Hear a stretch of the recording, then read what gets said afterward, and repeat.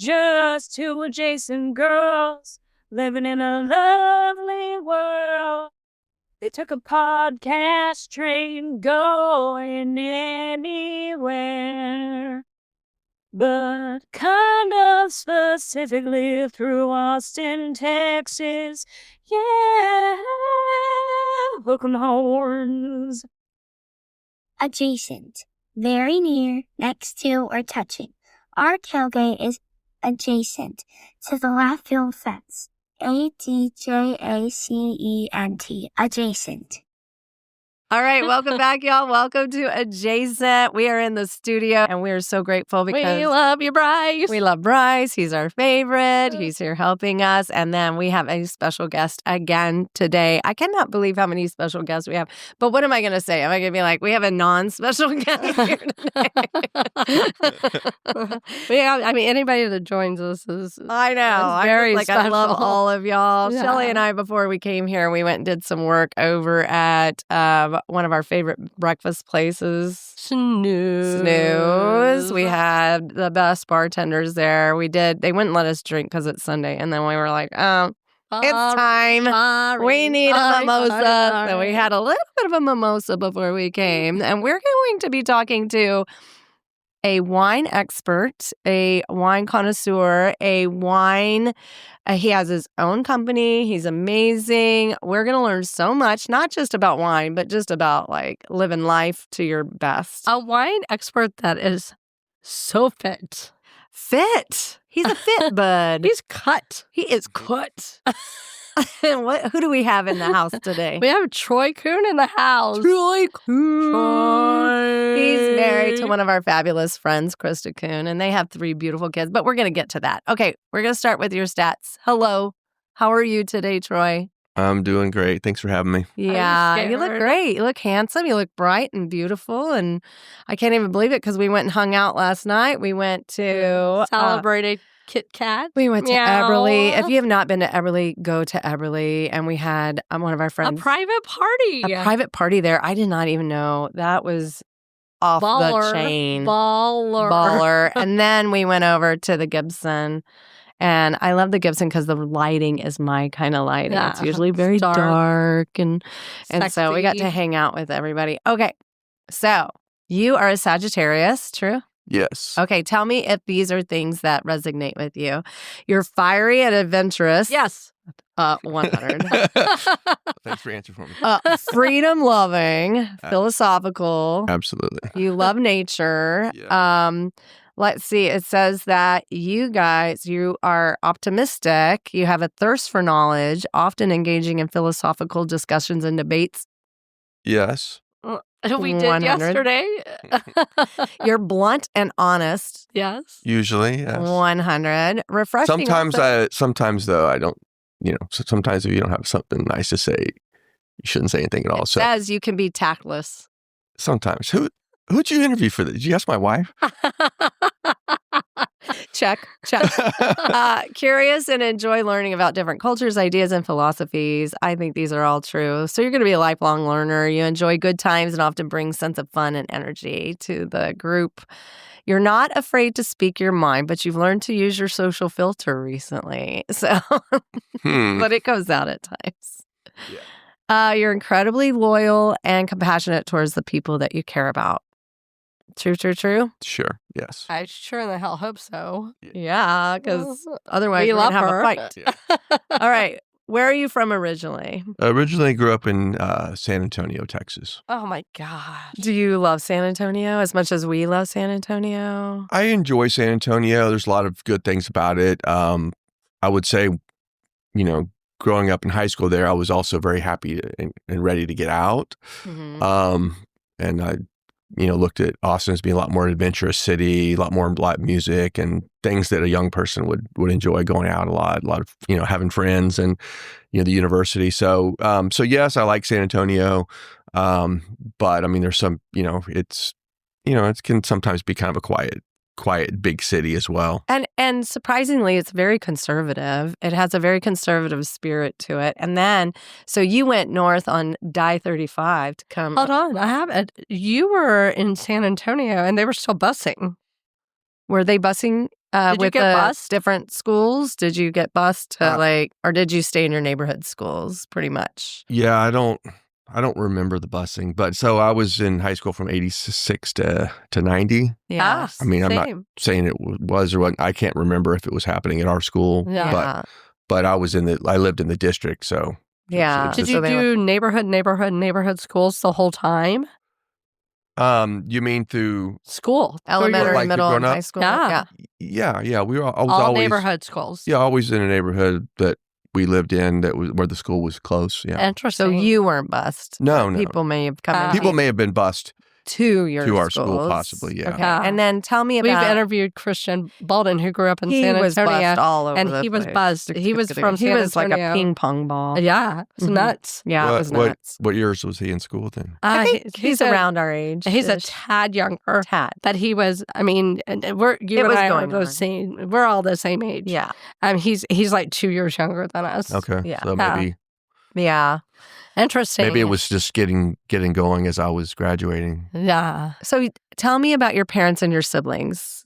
Like, how many siblings do you have? So I've got 3 siblings, and both my parents are still alive, which is nice. Wow. So 3 siblings, and they all have kids. So it's nice for the holidays we get together. I know. We have Y'all's holidays look amazing. Yeah, and I grew up with only I didn't grow up with a true first cousin. I had a first cousin through my uncle's wife. It wasn't a blood first cousin. Then I did have a first cousin, but we didn't grow up together. I was more like her uncle. I'm like 17, 18 years older than her. Oh, yeah. So, That's like an uncle. so it's more like I was her uncle than her Mhm. cousin. So for our kids, it's fun. You know, they just on my side, there's 7, 8, 9, there's 11 grandkids on. What? So they That's have 11, 10 fun. first. They all have 10 first cousins on Wow. my side, and then on Krista's side, there's a few more. So Wow. they grow up with, I don't know, I'm trying to think. Well, it's a family around. Yeah, it's about if you count some half first cousins, they've got like, or through marriage, I guess they've got like Yes. 15 first cousins. That's awesome. Yeah, we had a big cousin Yeah. factor, We love and our it was like one of cousins. our favorite things growing up. Did you? Are your parents still in San Antonio? Close. Yeah, they're in Bernie. Okay. Bernie. So beautiful. Yeah, so my family's all kind of migrated on the north side or northwest of San Antonio. My sisters both live just like in like somewhere between the hill Bulverde area. Right. Yes, Yeah. nice. And then my parents are in Bernie, which is about 30 minutes from them. My brother's in Fair Oaks Ranch, which and he has a restaurant in Bernie. So they Shout out. yeah, Shout out. Say yeah, it. Valeria. Yeah, Okay. it's fantastic, fantastic European themed Nice. cuisine. Do you provide all the wine? Most of it. Nice. Wow. Most That's of it, yeah. amazing. Yeah. How generous. Amazing.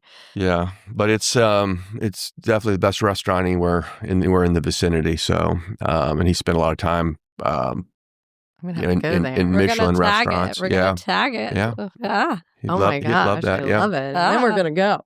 And then we want to go. Road trip. Yeah. All right. What was it like growing up for you? Did you love your childhood? Did you play sports? What did you do growing up? yeah. I always enjoyed our childhood. My parents always made it fun. We took a lot of long road trips. One time we packed up and drove all the way to Canada and Wow. stopped for a week along the way in Colorado, a week or so in Yellowstone, and then made it all the way to British Columbia, then all the way man. down the West Coast. So that was the longest trip. That was quite a long road trip. Was that We were in a car for a RV? month. Yeah. In a car for a month. Oh my gosh. Did you have all like 5 of y'all? a place to go? 6. Six Right, of you. 2 parents and four kids. Oh yeah. my god. Oh my gosh. Did you have did y'all have to get out to go to the restroom, or did you have like a bucket? Everybody went Pecans. to the bathroom. Pecans. John's family, they had like a bucket. Oh, yeah. For long trips. They'd be No, like, we would get out. I would Yeah. think that was That's that kind was of a our must that was do. what slowed us down the most. Yeah, of course. Gotta stop Restroom here. breaks, They didn't have Buc-ee's back then. And then one time I don't know if it was that trip or a different road trip. I think it was that one. One time we accidentally all piled in the car and left our youngest little sister behind. Oh. So Poor memory. we had to detour back and get her. How far did y'all get? I love these stories. Just a couple miles down the road. Okay. My mom It screamed, happens. "Where's Lisa?" Like Home Alone. When y'all got back, where was Lisa? She was just sitting out on the curb, looking around, eating some candy. Oh, Lisa. She didn't know she'd been left yet, really. Oh, I mean, man. we got back within like 5 or 10 minutes, but Oh my gosh. So I was Home Alone. Home Alone. I was a little bit of a selective mute growing up. And so people would be like, did we leave Jody back there? Yeah. I was like, She'd pop her head up. I'm here. She's like, I'm here. so after high school and all of that, you went to college at UT. yes. And what did you major in? No, Wine? Do they have a wine major? wine wasn't I really think Katie Penez. I think That she might be studied it. wine. wine wasn't really on my radar yet. It was at that point. It was lots and lots of beer. Yeah. But I took a few different major routes.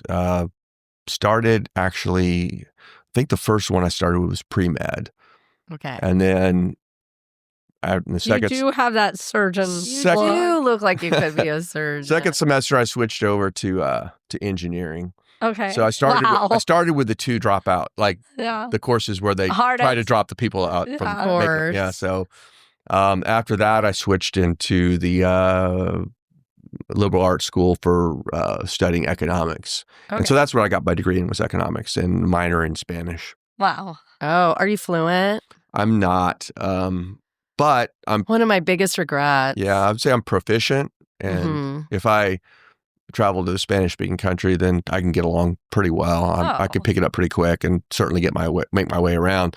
I've been studying Italian a little bit over the last 8 to 10 years, and it actually conflicts with my ability to continue with Spanish a little bit. They're so similar that sometimes I'll try to say something in Spanish and But it'll be Italian. yeah, or Italian. I'll try to say something Italian, so they kind of cross up each other. So I don't know. At some point, if I have a little more time on my hands, I'd like to dual study both of them at the same time and try to get somewhere between proficient and fluent in both languages.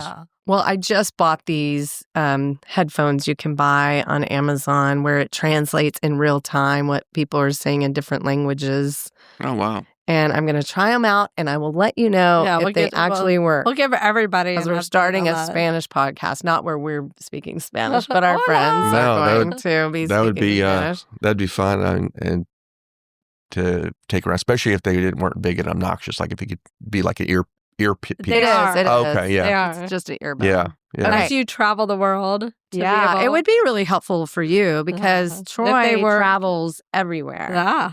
Like because you have to go find the next great wine, right? You have to go find Either find it or continue to build relationships around a partnership we already have. Let's say in Italy is where I go the most, but sometimes Spain and France. And we also encourage our customers to go there. So we help lead customer tours where we introduce maybe a restaurant group, or also we take our sales reps a lot. In fact, we have an upcoming trip that I won't actually be on in June, where we're taking 6 or 7 of our own employees. They do an incentive trip. They sell a certain amount of the target wines, and then they get to go visit the wineries and be. sign me up. Yeah, I know. I'm like, can y'all raffle off like a plus A one dingleberry? situation? It's like I'll carry somebody's luggage. Well, Serendipity Wine. We have to say Serendipity it. Wine is your You're company. The CEO. You are the You're CEO. the- Yes, you are or the. that economics. That economics Yeah, degree helped out. yeah. So my title's actually changed slightly. I'm now president of the import division. So we also have. I'm about not quite, but almost a 10% shareholder in the company, and we have a number of outside investors. Our company's grown a lot larger. So I've tended over the last 4 or 5 years to continue to focus more and more on the direct imports that we bring in from Europe. And so that's where expanding our footprint. We started originally as just a Texas company, and now we're selling wine I in saw that. 47 states. So Nice. That's amazing. Yeah. 47. Mhm. That's we incredible. looked at the map and it was like, Yeah. We were like, wow. look at our that's website. growing. yeah. Yeah. Yeah. Well, we do our research here at Adjacent. We are 'cause professionals. everybody should know. Right. Okay. When did Serendipity Wine open up? When did y'all? So my brother founded our company around 22 years ago. So he applied for a license in December of 2002 and made his first commercial sales in March of 2003. Very much a garage company. It was just him and his wife, but his wife was just a funding. What's her name? Funding partner, Christy Kuhn. What's your brother's name again? Keith. Okay. And so, so it was those two, but it was just my brother, actually involved in going out and selling and doing deliveries out of the back of his VW hatchback. So we were very much a garage company in how we started. And so we've gone from that Not no more. Yeah, we've gone that to a global, or U.S.-wide company with distribution centers both in Texas, California, and a smaller distribution center in New York. And then partners that are like ourselves in 47 states. And some states we work with 2 or 3 different distributors to get full coverage on our fuller coverage on our portfolio. So Nice.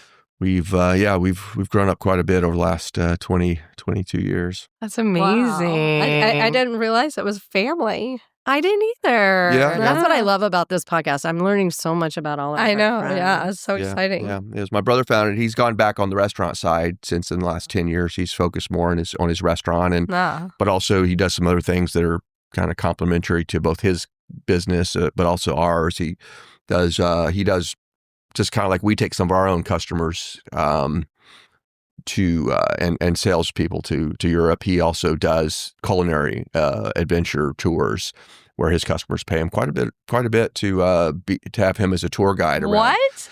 Yeah, he does.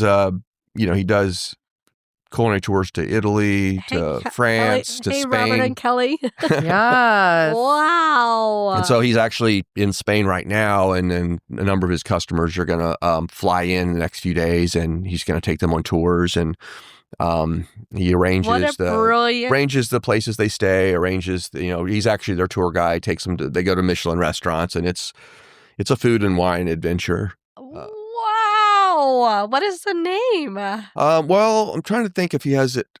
If we go to his website, I'm not sure if he calls it anything different than his restaurant. But if you go to his website on Valeria, you'll see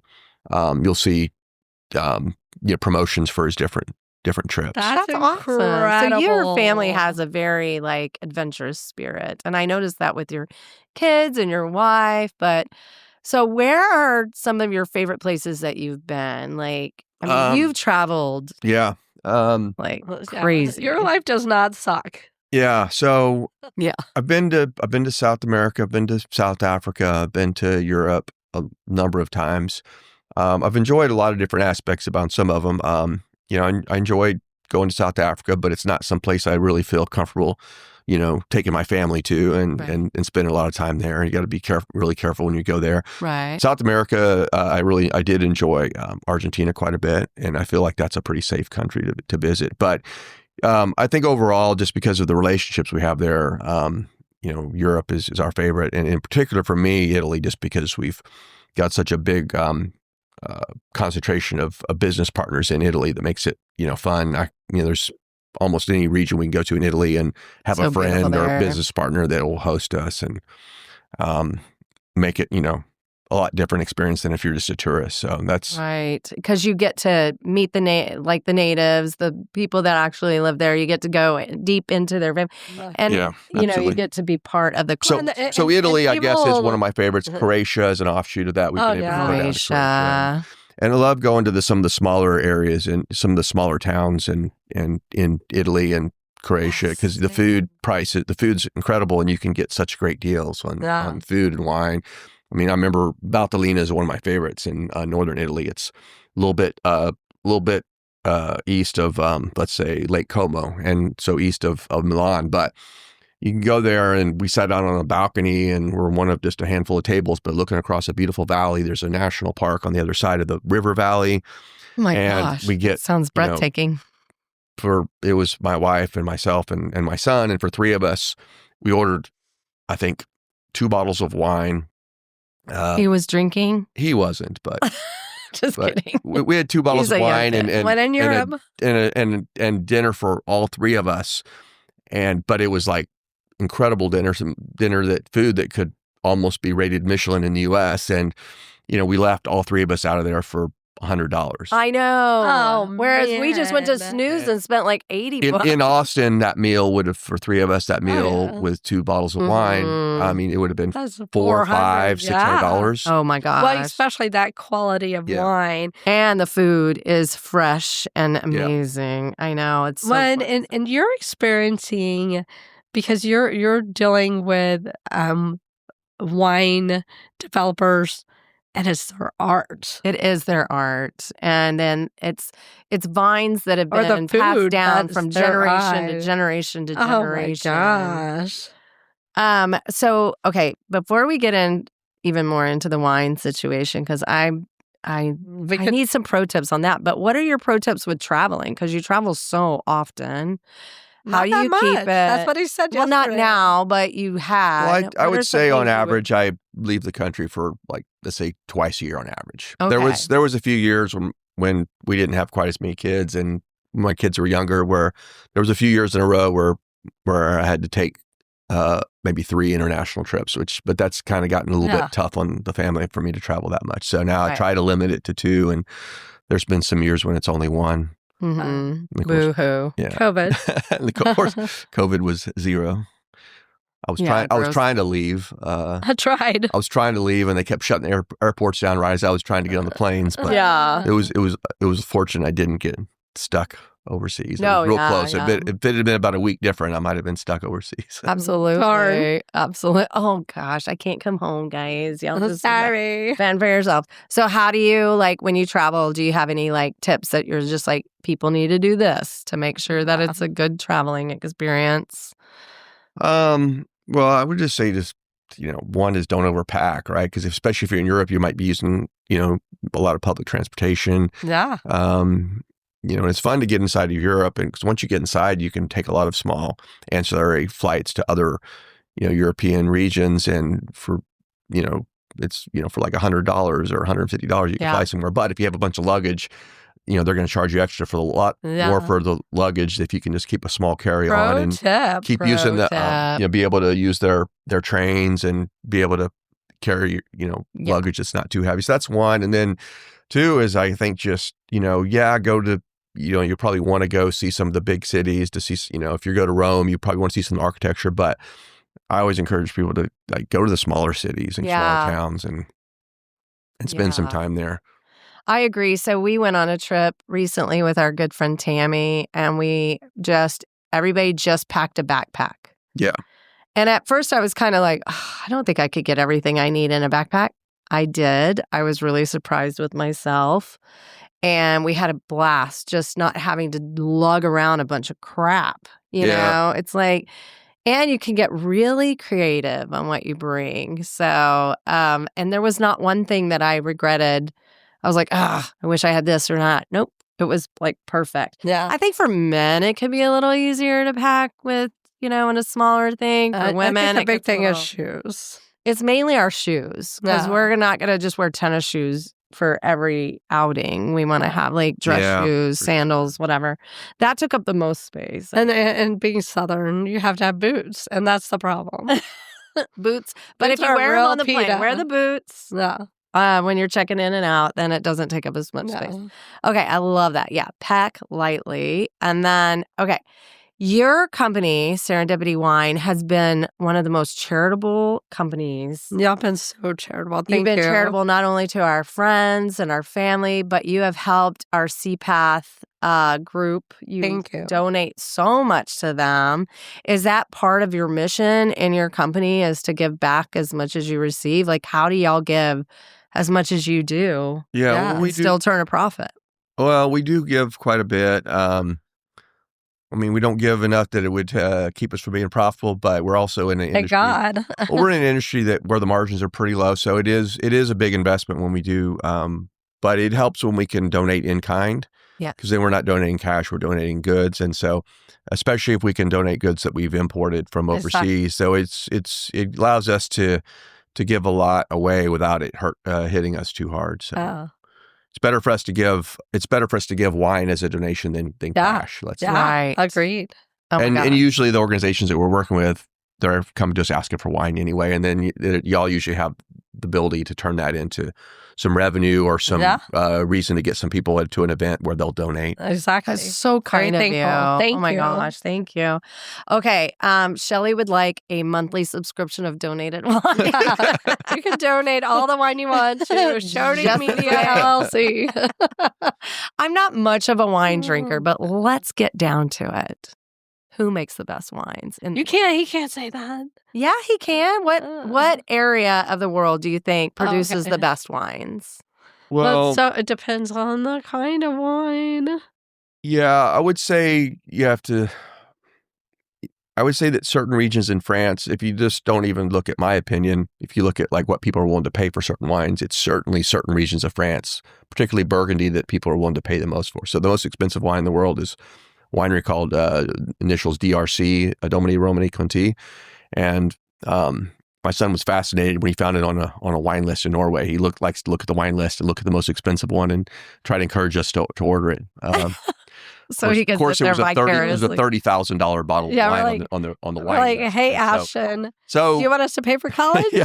Soccer? So Burgundy is known for most wine collectors around the world to be the wine that they're willing to pay the most for. Yeah. So if you correlated what people are willing to pay the most for to, is it the best wine? But I also, for my personal palate, some of the favorite wines that I can't afford are certainly Burgundy wines. They're delicious, but I also think that there's a handful of wines from California that are really special. Right. But I for the value, I find some of the best wines in the world for my taste profile, both in Italy and maybe also I like very dry acidic wines, and so some of those. Same. Yeah, so there some of those come from other countries in Italy and outside of Italy as well. And Gruner Veltliner is a wine that's also I think incredible for white wines. But Valtellina, that little area of northern Italy, I think they make a wine around the grape Nebbiolo that I think some of the best wines in the world. And then Barolo and Brunello are two other really top wine regions from Italy that I think have some of the best wines. Okay. Do you ever drink white wine? I do, actually. I've been probably the last couple of years shifting more and more to white wines. I tend to prefer white wines on a daily basis to red wines. And certainly at the price point, I can enjoy a daily bottle of wine at a white wine whereas to find a red wine that gives me the same enjoyment, I have to pay a lot more for it. So, right. Even being in the wine business and being able to, to be on the wine license, be able to purchase, somewhere just above cost, it's still, when you drink wine, either every day or almost every day, it adds up. So you have to be, even coming from the industry, I have to be selective about what I drink on a daily basis. Yeah. So you're a red wine and now a white wine connoisseur, but how do you keep your teeth so white? Because they look great. It's a good question. Well, again, Not European. Well, again, they're probably whiter now than they were a few years ago because I'm drinking a lot higher proportion of white wine than red wine. Okay. So the red wine's got what's going to stain red wine and coffee is what stains your teeth. Yeah. But I have been pretty regular about getting teeth cleanings the last few years. There was one point in time when I wasn't so regular and missed a few years, and then COVID threw me back off track. But I've been getting fairly regular teeth cleaning, so that helps. That helps reset the base. Especially when you have kids that also have to go to the dentist. Yeah, you're like, I guess I could get mine clean too at this time. Oh my Yeah. gosh, I love that. You're having Okay. a model. Sorry, I know that was off. We didn't write that question down. I just always I'm very Obsessed look with at teeth. people's smiles. You have a great smile. All right, I'm not flirting on you or anything. All right. So I know in Fredericksburg, they have a big wine group, and there's a lot of wine tours there. Right now, there's some fires going on. Give me a free membership. Yeah. We've been to some wineries over there. I'm always impressed with how wine people can pour just the right amount. How do they do that? I'm just like, and Shelly thinks it's like a weird, it's an awkward compliment. I'm like, you're such a good pourer. When we were in Sonoma or Napa Valley. Did they have the little No, little foil they're wrap just like, top? they're just like, You sure? They usually to get a clean pour, they'll take a little foil, circle it up, and put it in the top. And They it might helps, have. it helps control the splashes, but it also helps them. Oh. There's also the little capsule they drop in that actually measures a tasting pour. So it keeps it from just, going straight out the bottle. And so there's actually devices that help them do that. And I bet you don't. Trick. I bet you don't realize it, but they probably have that. Mind blown. They probably have those in the bottles. I thought Because they would be it was very like a unusual that magic they trick. didn't. I mean, they're having conversations and they're just Yeah. They're just like, pouring, and here's your pouring. drink, da, da, da, da, da. And then I'm like, how are Yeah. you getting it And exactly Jody was scientifically right? obsessed with her pour. She was like, and we're like, our compliment. She was like, "You're so good at pouring." Yeah, it would be unusual if they weren't using a pouring regulator at a tasting room. That would be unusual. Now we know. The inside Ah, scoop. the inside scoop. Okay, I know that there's a lot of pushback against Texas wines, but are there any good Texas wines or There definitely are. grapes they're- that you're just like, this is a good one. You should go for this? Well, I would say that the Texas wine industry has been, ever since I've been in the business, it's gotten better pretty much every year. Agreed. Yes. So yeah, and part of it was just finding the right, Thank you, William Chris. yeah, finding the right kind of grapes to grow is part of it. For a long time, they were trying to grow too many varietals that are from central or maybe northern France. Let's say Cabernets from Bordeaux, and those need a lot cooler temperatures than we typically have in Texas. There's little pockets, maybe up along the border of New Mexico where the elevation's higher. There are a few pockets in Texas, Newsom County, where is where the best Cabernet is usually grown in Texas. But there's some little pockets where the nighttime temperature gets low enough. They also look for a pretty nice shift between day and night temperatures, and there's some pockets where you can grow Cab. But in central Texas, where a lot of the grapes are grown, Cabernet's not a very good choice. Oh. But there are some things like Tempranillo that are a little bit more suited to the heat. There's some, out near the Salt Lick in Driftwood, there's some wineries like that are growing some Southern Italian varieties, like I think it's a Vermentino that they're growing over there. That's drinks pretty nicely. So there are certainly producers and grapes that are getting consistently better. Have you ever been to Flo's on 30? I have. Do Yeah. you love it? Do you love it as much as we do? I do. Don't you wish there was a South Flo's? We could call it Hose or Moe's.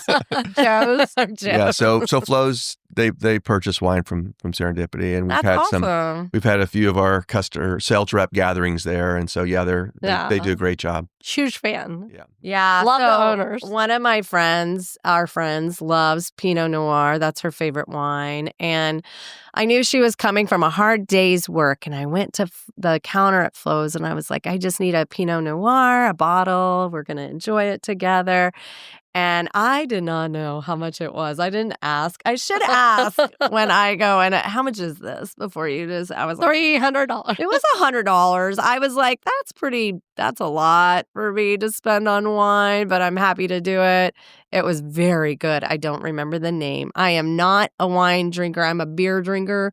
I'm also a cocktail drinker, but I will enjoy some wines, and I can tell if it's something I'm not going to like. So I know that places do trash wine for mimosas, but what's your favorite champagne? What do you think is like a good sparkly drink? You don't have to drink it with mimosa, but just like a really good sparkling wine or champagne.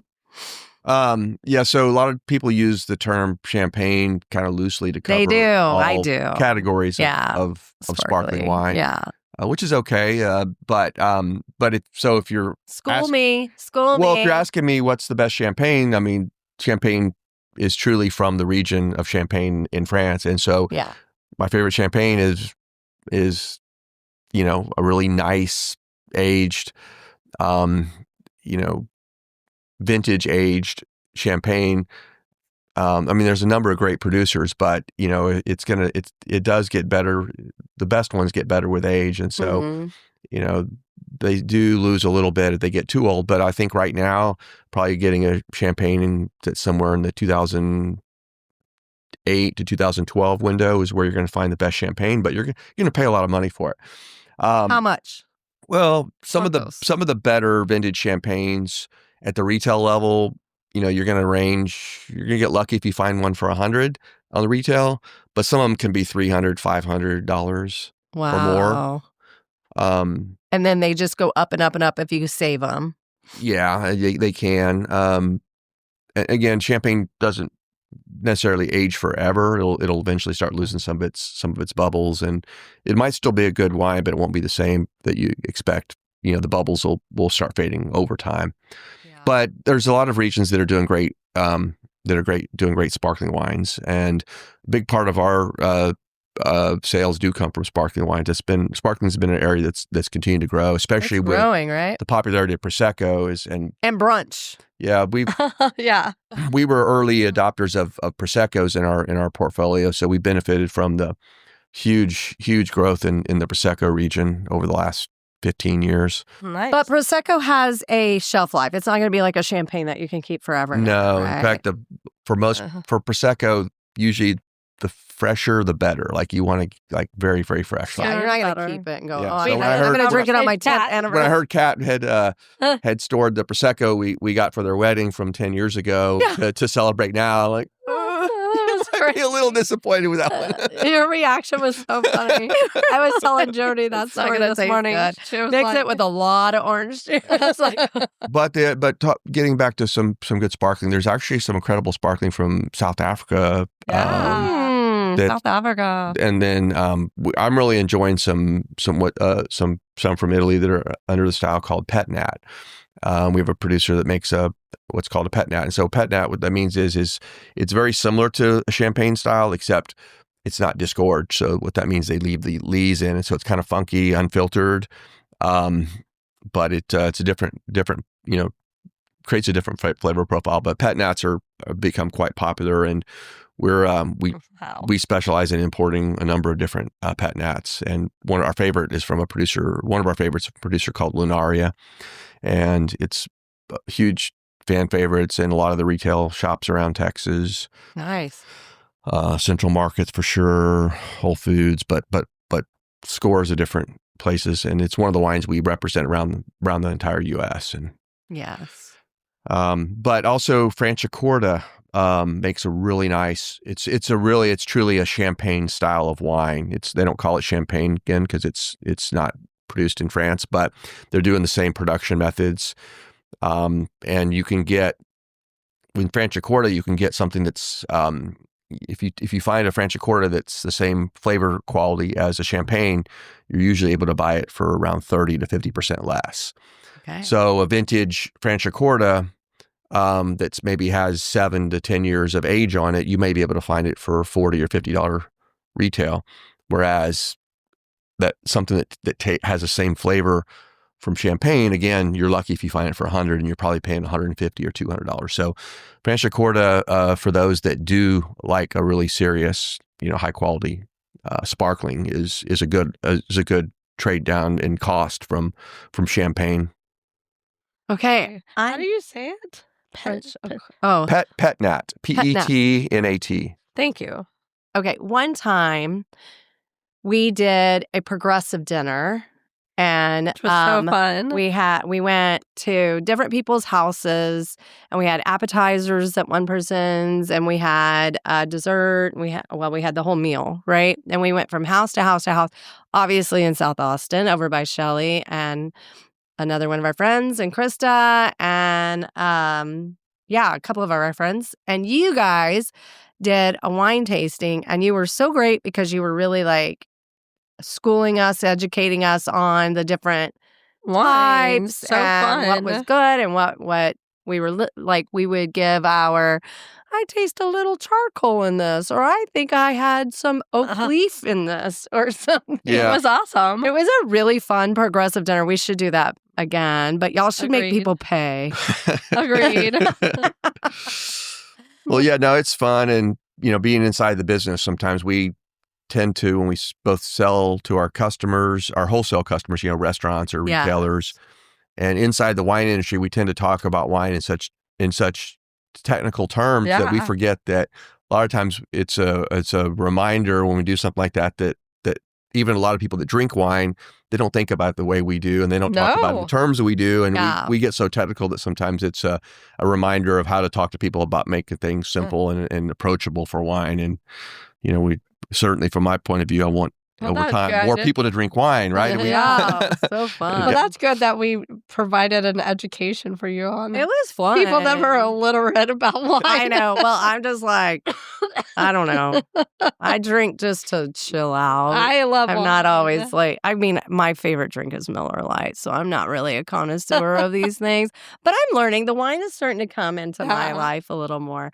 All right. So where's your favorite place to hang out, drink, good eats? Like, where do you like to go in you Austin? You have to say your brother's restaurant. Or outside. Well, we already know your brother's restaurant. Or outside of the country. Where's your favorite meal that you've ever had in your whole life? Oh, drum roll. Okay. Gosh, I bet you have. So, I know.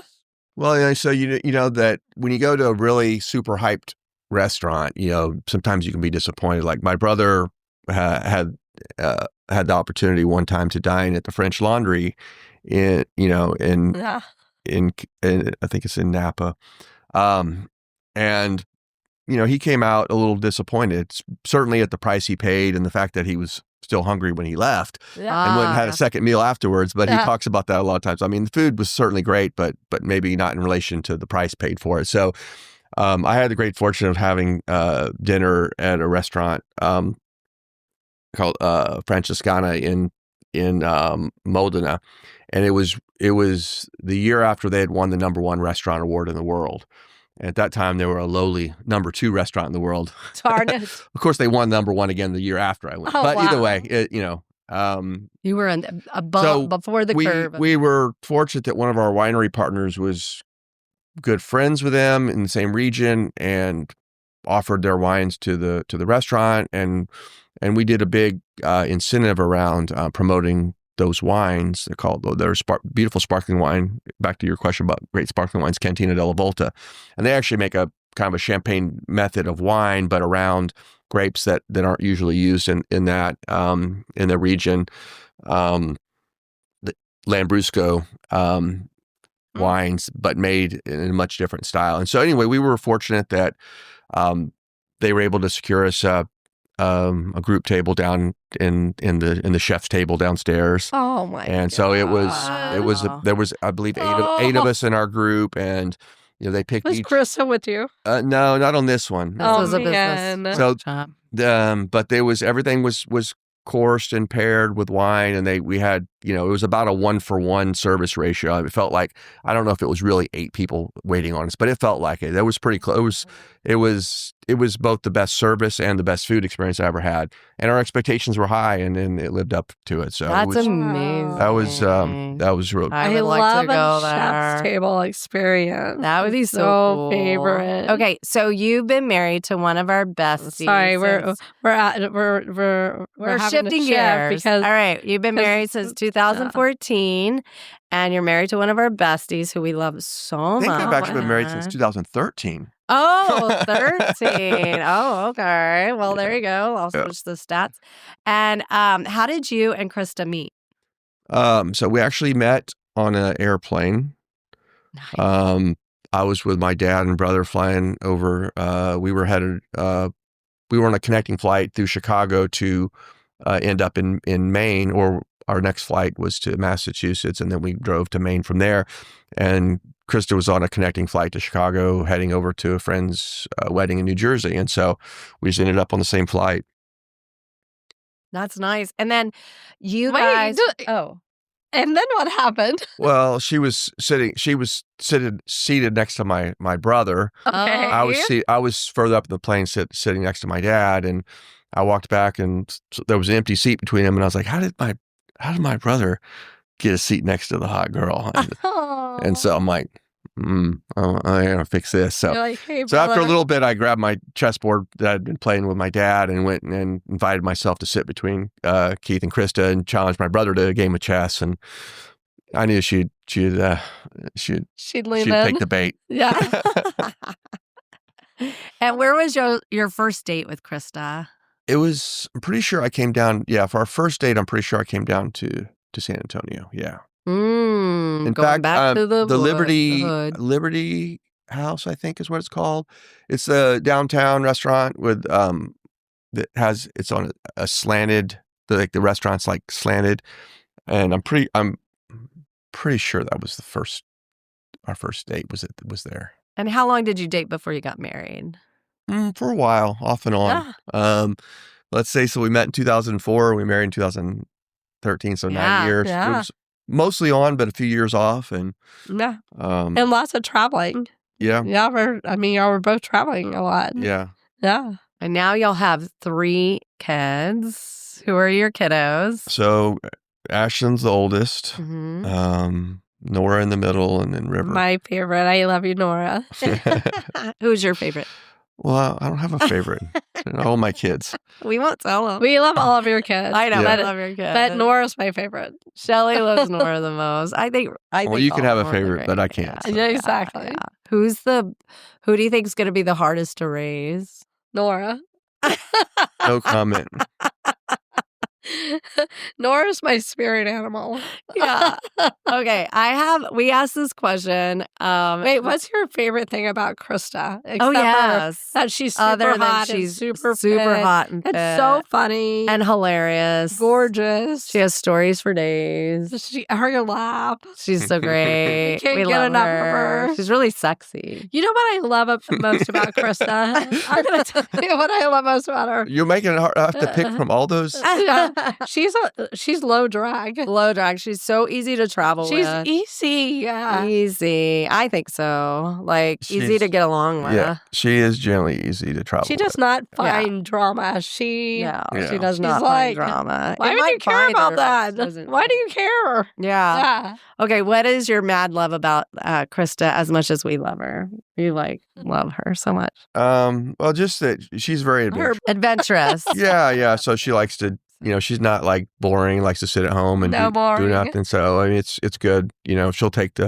A lot of times she'll take the first initiative on planning our next summer vacation. So that's I do love that y'all really travel to great places Yeah. together with your Yeah. family. Y'all and- pretty much travel every month. I know. I'm like, where is she? Somewhere. We Yeah. never get to hang out with her. yeah. I Yeah. think we're going back to Yellowstone. I can't remember how many times we've been there as a Yeah. family. But It's your favorite. One of your I think this is our third trip back to Yellowstone, Nice. but maybe it's only our second. I know. I think Ashton said No, she I did. think you know what? It's It does. it's the third for everybody except for Krista and River, because we had a family vacation planned right when River was born. And That's so right. It was so That's soon right. after that she had to stay behind Yeah, with I River. remember. Oh, that's okay. And so, I thought she but kind though of- that was so Ashton and Norah have this is their third trip to Yellowstone, which is Yeah. pretty nice at their age that they've been able to go to Yellowstone Well, 3 times. And the good thing about the Kuhn family is y'all camp.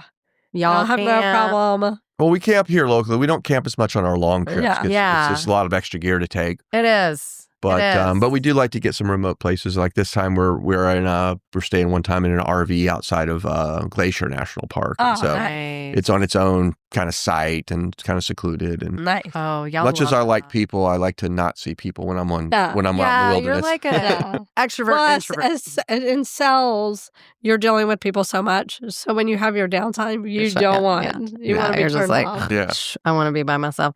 Okay, we won't tell Krista, but she might listen. listen to this. I know. Who is on your laminated list? Now, this could be somebody. My what? Shelly's laminated list. A This is- laminated list. It's from friends. It's like your wish list. Like you get to step out of your marriage. Yeah, but your Your laminated list could be like Shelly's, where she just wants to hang out with somebody like Adam Sandler and laugh and hee-haw.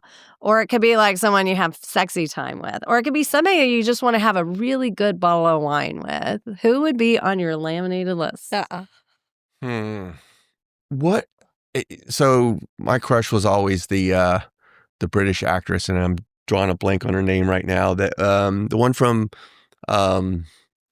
in the Mike Myers movie. Gosh, what was her? The dark-headed one? Yes. Wow, I'm Yes. surprised. Yeah. She's the one like the one that used to be married to Hugh Grant. yeah. Oh, yeah. Oh, why yeah, can't I remember- yeah. why can't I remember my name? Something. Yeah, I'm going to figure Elizabeth it Hurley. out. Hurley, yes, Yeah. So yes. she, Good one.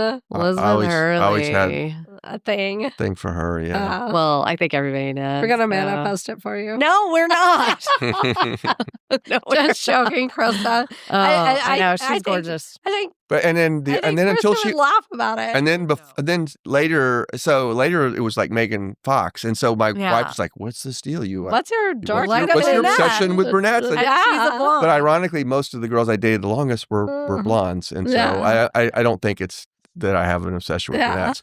But then I'm not sure Megan Fox is really on the list anymore because I think she went kind of crazy. Okay, well, that's all right. Everybody goes crazy at some time. We'll just let that go. All right, what are your 3 mad loves? 3 things that you're just like, oh my gosh, I just cannot live without this. Wine. So okay, let's think this through. So well, one is just obviously family. I'll just Of course. so that's a given. And then I would say red meat, which is the basis of my diet. I did not see that coming. That's hilarious. Well, because it pairs so well with red wine, Burgundy.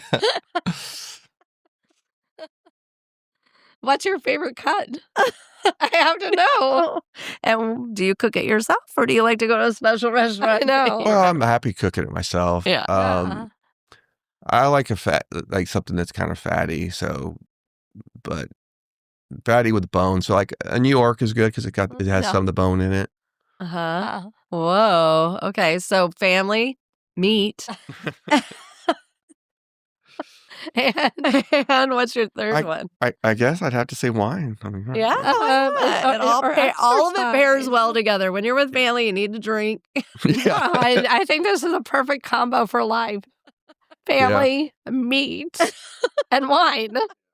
What else do you need? I love that. I did not see that coming at all. Good to know. Well, that's how I keep my fit figure. You are a Your fit bud. your whole family is Y'all are the so most fit fit. family I know. Yeah. I'm like, gosh, they're so Bravo, fit. y'all. Really. I think Krista could still wear her clothes from like elementary, middle school. She's gorgeous. so I fit. love her. Okay, last question. What are your wishes for your kids? For Ashton and Norah and River. What are your big wishes for them in their lives? Well, so I hope that they have a good independent career that they enjoy, and I hope they find a good marriage partner and have lots of grandkids for me. Love that. I hope you have a healthy herd too. Oh, I love it. Troy. What a I gem. have loved getting to know this about you. I We want you to know. come on regularly. We can even just do it virtually and do our wine of the month. Yeah. Oh, down for it. Yes. Yeah, And, we would love you for can you to- highlight a different wine. I'd be and happy it to could do. be a I'd quick- be Please. happy to do wine for the month, but it wouldn't be so nice if I did it remotely, right? And you wouldn't get to taste it. Yeah. Oh, that's right. Okay. It doesn't really work, does it? Agreed. That's right. I forgot. We'll just be sitting there salivating, going, well, that looks really great that you're enjoying that wine over there while we're over here. If we had wine of the month, I bet we could get some friends. Like Kelly's Yeah. like, Kelly and Robert are like, can we come? Yeah, we could do it in our backyards. We'll just That's take right. turns. We'll do a progressive wine of the month love it. tasting. Oh my gosh, this has been so Yeah. fun. Please send us anything you want us to showcase. We'll Yeah. share.